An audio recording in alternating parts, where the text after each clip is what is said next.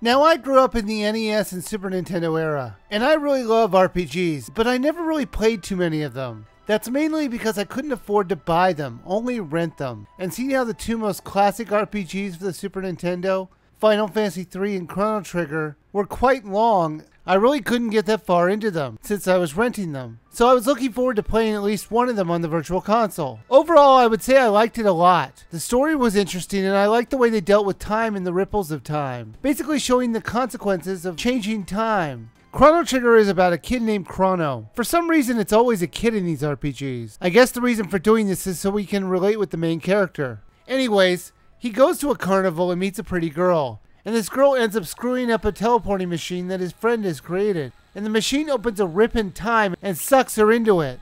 So Chrono, with no real motivation or reason in logic, other than him being a good guy, decides to replicate the event that caused the rip in time, since that worked out so well last time. The time vortex reopens, and coincidentally, it sends it back to the time the girl has gotten stuck in. Luckily, the friend who created the teleporter has thrown together some kind of vortex opener, and they can open the vortex anytime they want, as long as there's one in the vicinity. The one major difference between this game and the other RPGs out there at the time was the battles in this game were all done without any transitions. So that means that you'll see all the enemies on the screen, and you battle them exactly in the place where you found them.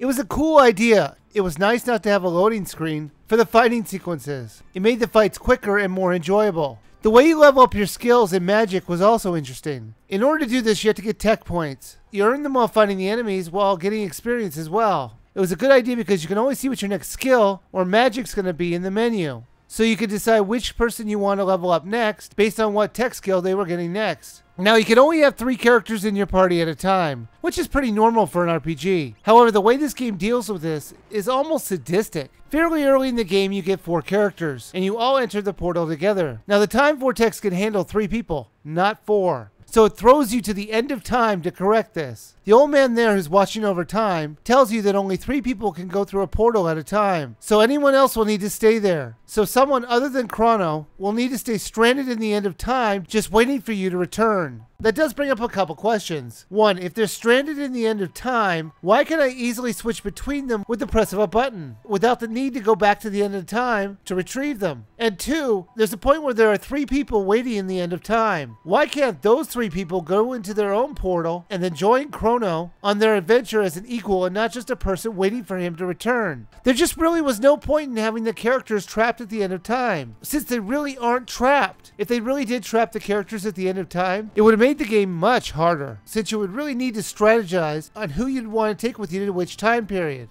It's like the creators came up with this great idea, but then realized it would limit the gameplay too much, and didn't bother to take it out of the real game. There really isn't that much level grinding needed in this game. Most of the bosses can be dispatched fine as long as you don't run from any battles. The only exception to this is the final battle, where chances are you'll need to level up a little, but it's nowhere near the level grinds of other RPGs, like Dragon Quest. If I had to find some negative about this game, it would be that sometimes it would get a little confusing to know where and when to go. You would time jump a lot, so you would need to remember little things about each time period so you can remember to come back to them later in the game. And it just got a little confusing at times. Chrono Trigger is a great game, and it's a fun RPG to play. The graphics look good for a Super Nintendo title. The storyline is interesting, and the battles were quick and never tedious. At 800 Wii points, it's absolutely worth every penny, and you should buy it now.